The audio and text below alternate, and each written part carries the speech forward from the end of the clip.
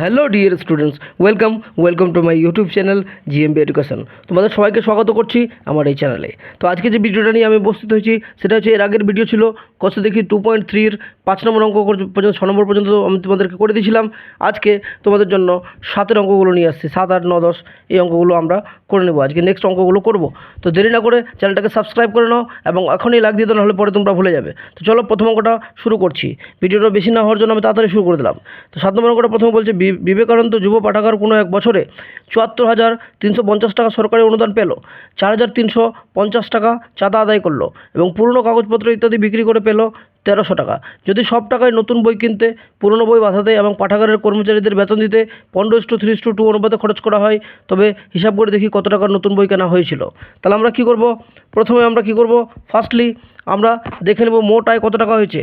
তাহলে মোট আয় ৭,৩৫০ প্লাস ৪,৩৫০ প্লাস ১৩০০ যোগ করলে ৮০,০০০ টাকা হবে। ঠিক আছে, এবার অনুপাতটা কত দিয়েছিল? অনুপাতটা দিয়েছে 15:3:2। এবার নেক্সট কাজ তো তোমরা সবাই জানো ভালো করে, আমাদেরকে কী করতে হবে? অনুপাতিক যোগফল করতে হবে।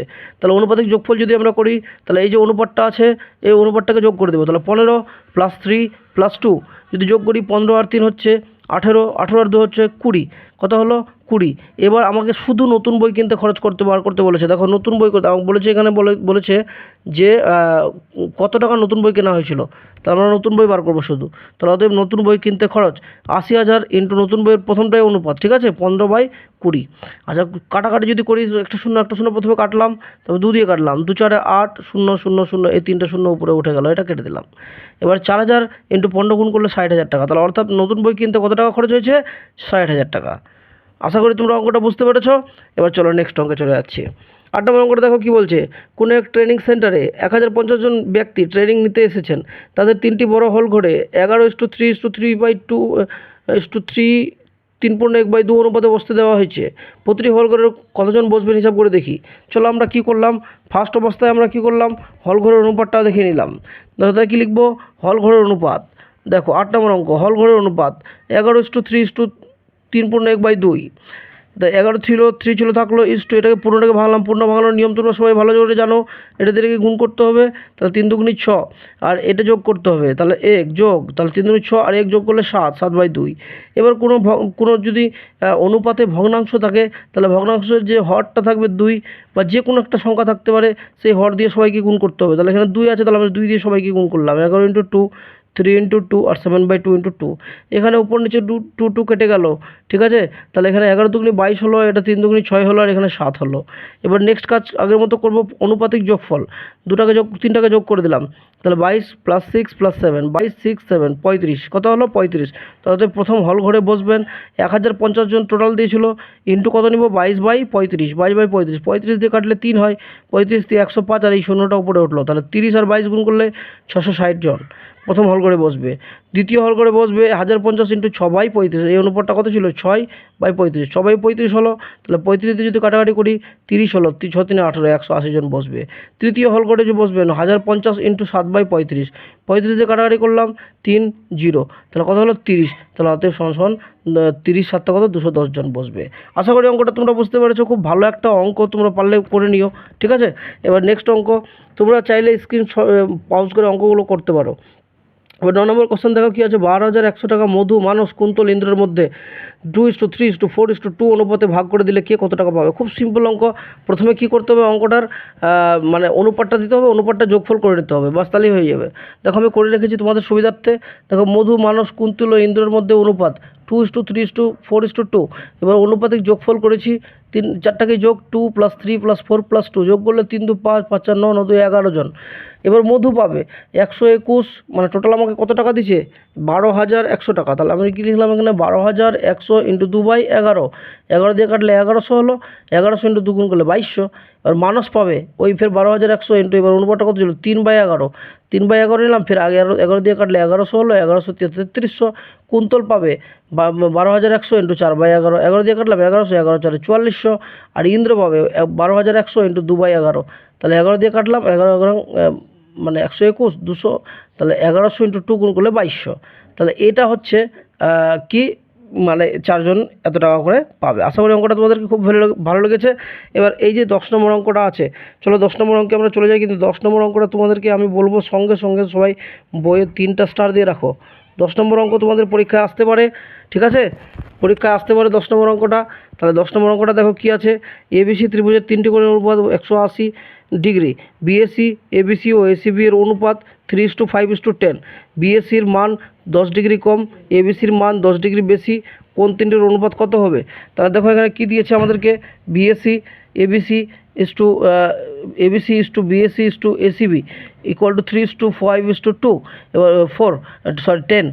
তাহলে অনুপাতিক যোগফল কত হবে? 3 + 5 + 10, 3টাকে যোগ করে দিলে কত হচ্ছে? 18 হচ্ছে। তাহলে অতএব কোন বিএসি বার করতে যাচ্ছি আমরা। কোন বিএসি যদি বার করি তাহলে 180 ডিগ্রি ইন্টু কত হবে? 3/10, 18, 3/18, 18 দিয়ে কাটলে পরে 10 হলো, 10 দিয়ে 30 ডিগ্রি। ওরকম এবিসি বার করলাম 180 ডিগ্রি ইন্টু এবার কত হবে? 5/18, 18 দিয়ে কাটলে 18 কাটলে 10 হলো, 10 5 50 ডিগ্রি। আর এসিবি 180 ডিগ্রি ইন্টু 10/18, তাহলে 10 ডিগ্রি হচ্ছে। তাহলে টোটাল একটা পেলাম 30 ডিগ্রি, একটা 50 ডিগ্রি, একটা 100 ডিগ্রি। আমাকে বলেছে এই কোণটা যদি, এখানে বলছে যে এই কোণটা 10 ডিগ্রি কম হবে, এই কোণটা 10 ডিগ্রি বেশি হবে। তাহলে 3টা কোণের অনুপাত কত? তাহলে আমরা প্রথম কোণে 10 ডিগ্রি মাইনাস করে দিলাম, দ্বিতীয় 50-এ 10 ডিগ্রি প্লাস করে দিলাম, ঠিক আছে, ইস টু 100। তাহলে 30 থেকে 10 গেলে 20 ডিগ্রি, এবং 50 আর 10 কত হচ্ছে? 60 ডিগ্রি, আর এটা হচ্ছে 100 ডিগ্রি। তাহলে 20 ডিগ্রি 20 ডিগ্রি 60 ডিগ্রি 100 ডিগ্রি। এবার সব শূন্য কেটে গেল, তাহলে 2:6:10।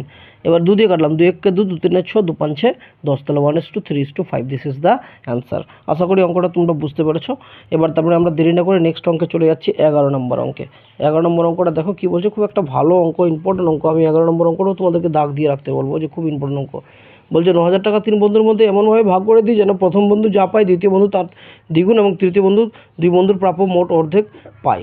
কে কত টাকা হিসাব করে লিখি, কে কত টাকা পাবে। তাহলে আমরা প্রথমে অঙ্কটাকে ধরে নিয়েছি, দেখো ফার্স্টলি অঙ্কটাকে আমরা ধরে নিয়েছি, ধরি প্রথম বন্ধু পাবে 1 টাকা। তাহলে দ্বিতীয় বন্ধু দ্বিগুণ বলেছে, তাহলে দ্বিতীয় বন্ধু পাবে কত টাকা? 2 টাকা। তৃতীয় বন্ধু বলেছে দুটার যোগফলের অর্ধেক, তাহলে 3/2 টাকা হচ্ছে, ঠিক আছে। এবার তাদের অনুপাত করলাম 1:2:3/2। এবার আমি তোমাদেরকে বললাম একটু আগে, যদি ভগ্নাংশ থাকে তাহলে যেটা নিচে হর থাকবে হর দিয়ে সবাইকে গুণ করবে। তাহলে 1:2:2 2 × 2 3/2 × 2, 2 কেটে গেল, এখানে 2, 2 দুগুণে 4, আর এটা 3, 2:4:3। এবার অনুপাতিক যোগফল করছি। অনুপাতিক যোগফলের ফর্মুলা কি? 2 + 3 4 + 3, মানে যোগ করে দিতে হবে। যোগ করে দিলাম, কত হলো? 4 3 7 7 2 9 হলো। তাহলে প্রথম বন্ধু পাবে টোটাল 9,000 টাকা, 2/9, 9 দিয়ে কাটলে 1,000, 1,000 2 2,000, খুব সিম্পল। দ্বিতীয় বন্ধু পাবে 9,000 × 4/9, 9 দিয়ে কাটলাম 1,000, 1,000 4 4,000। তৃতীয় বন্ধু পাবে 9,000 × 3/2, 2 দিয়ে কাটলাম, 1 দিয়ে কাটলাম 9 3/9, 9 দিয়ে কাটলাম 1,000, 1,000 3,000 টাকা। তাহলে হয়ে গেল অঙ্ক। This is the answer. এবার তারপর নেক্সট অঙ্কটা দেখো, খুব একটা ভালো অঙ্ক। বলছে আমাদের গ্রামের রাস্তা তৈরি করার জন্য পরপর 4 বছরের খরচের অনুপাত 2:4:3:2 হয়, এবং ওই 4 বছরে যদি 132 লক্ষ টাকা খরচ হয়, তবে হিসাব করে দেখি দ্বিতীয় বছরে কত টাকা লাভ হয়েছে। প্রথম ও দ্বিতীয় বছরে মোট কত টাকা খরচ হয়েছে, এটা খরচ বলেছে, এটাও খরচ বলেছে। তাহলে আমরা কী করলাম, প্রথম বছরে প্রথমে খরচের অনুপাতটাকে লিখলাম 2:4:3:2। এবার অনুপাতিক যোগফল করলাম, 4টাকে যোগ, 2 + 4 + 3 + 2 যোগ করলাম, 4 2 6 6 3 9 2 11 হলো। প্রথম বছরে খরচ 132 × 2/11, 11 দিয়ে কাটলাম, 12 হলো, 12 দুগুণে 24 লক্ষ। দ্বিতীয় বছরে খরচ 132 × 4/11 হলো, 11 দিয়ে কাটলাম, 12 হলো, 12 4 48 লক্ষ। তৃতীয় বছরে খরচ 132 × 3/11, 11 দিয়ে কাটলাম, 12, 12 3 36 লক্ষ। এবং চতুর্থ বছরে খরচ 132 × 2/11, 11 দিয়ে কাটলাম, 12, 12 দুগুণে 24 লক্ষ। তাহলে প্রথম ও তৃতীয় বছরে মোট খরচ 24 + 36 = 60 লক্ষ টাকা। তাহলে আজকে আমি এই পর্যন্ত তোমাদের অঙ্কগুলো করে দিলাম। বাকি দুটো অঙ্ক তোমরা হোমওয়ার্ক লিখে নাও, তোমরা নিজে ট্রাই করবে, আর অ্যান্সার কত হচ্ছে আমাকে অবশ্যই কমেন্ট সেকশনে জানাবে। ততক্ষণ পর্যন্ত সবাই চ্যানেলটাকে সাবস্ক্রাইব করে নাও, এবং তোমাদের যদি অঙ্ক দুটো না হয় তাহলে আমাকে বলবে, আমি করে দেবো, ঠিক আছে। অবশ্যই আমাকে কমেন্ট সেকশনে জানাবে তোমাদের হলো কি না। এবং এই কোর্সে দেখি 2.3টা আমি তোমাদের সম্পূর্ণ কমপ্লিট করে দিলাম। আশা করি তোমাদের জন্য খুবই পরিশ্রম করা হচ্ছে। তোমরা চ্যানেলটাকে সাবস্ক্রাইব করে নিও, এবং বন্ধুদের কাছে অবশ্যই শেয়ার করে দিও, এবং অবশ্যই এখনই লাইক দিয়ে দাও, নাহলে পরে তোমরা দিবে না বা ভুলে যাবে। ততক্ষণে আমি দেখা হচ্ছে পরের ভিডিওতে। ততক্ষণে সবাই ভালো থেকো, সুস্থ থেকো। গুড বাই, ভালো থেকো। জয় হিন্দ।